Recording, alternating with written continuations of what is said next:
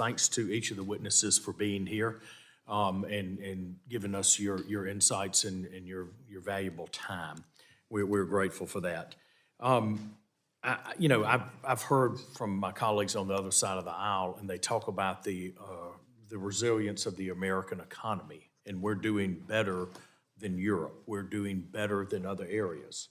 And I think the foundation of that is based in the fact that with the Tax Cuts and Jobs Act, we created a vibrant economy where it made America the most advantageous place in the world to invest, to manufacture, and to sell around the world. And the things that have made this economy very, very resilient, and even to the point that they've been able to withstand the massive amount of public spending, is the fact that we have made American business and Americans competitive, and we've made them more competitive than other places in the world. And so I just want to say that, yes, I agree the American economy is resilient.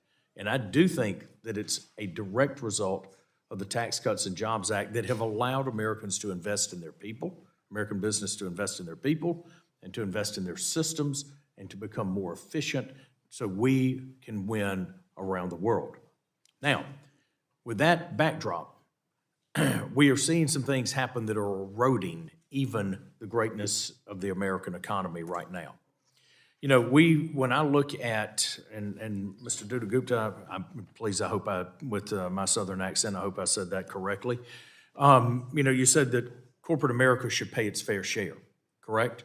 And yet with the Inflation Reduction Act and the infrastructure bill, we see green energy tax credits that now we're going to go to the level of about $1.2 trillion, and about 90% of those are going to go to the very corporations that you want to pay you want to pay their fair share of the taxes. So you're going to then, and what my colleagues on the other side of the aisle have done is given a massive tax break to the wealthiest corporations to advance their own agenda.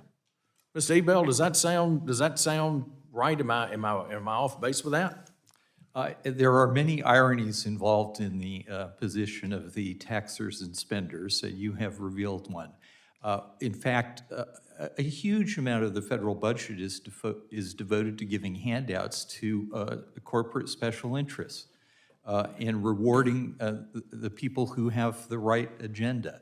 This is a real drag on the American economy, and it depresses ultimately investment by private individuals in businesses that could actually create jobs and create wealth. So yes, you're absolutely right. Thank you. Thank you, Mr. Ebell. Next I want to go to something, as we've talked about this debt limit right now and what's happening. It's amazing to me that the Biden administration continues to go down the road of forgiving student loan debt.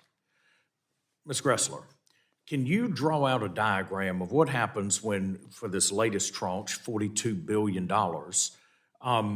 who actually pays for that $42 billion? Because currently, right now, students and American workers that have those loans, about 17% of the folks in the country, are responsible for paying that back. As soon as that's wiped off the books, explain to us how that impacts the rest of the taxpayers and the debt, if you would.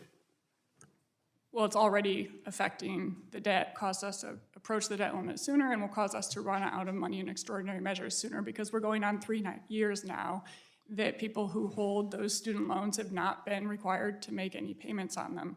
So continuing to do that is just pushing us closer to that limit. Okay, so as we are then having to, because once you take the mandatory spending side out of the equation, and then you defend the nation, which is our number one responsibility, we're basically borrowing money for everything else. So we are going to borrow more money to pay off the debt, and then we're going to pay a higher interest rate on that, which is going to exacerbate the problem, which means that we're not going to be able to take care of our most vulnerable, and at some point it's going to drive into Social Security and Medicare. Is that a fair statement? Yes, and if we want to protect the most vulnerable people, then we should be at least asking those who have the highest incomes, those who have achieved a college degree, to pay back the money that they borrowed. Thank you. One final thing, a lot of discussion here on the definition of woke. Like you can make, people can make it up, do whatever they want to with it, say however they want to with it.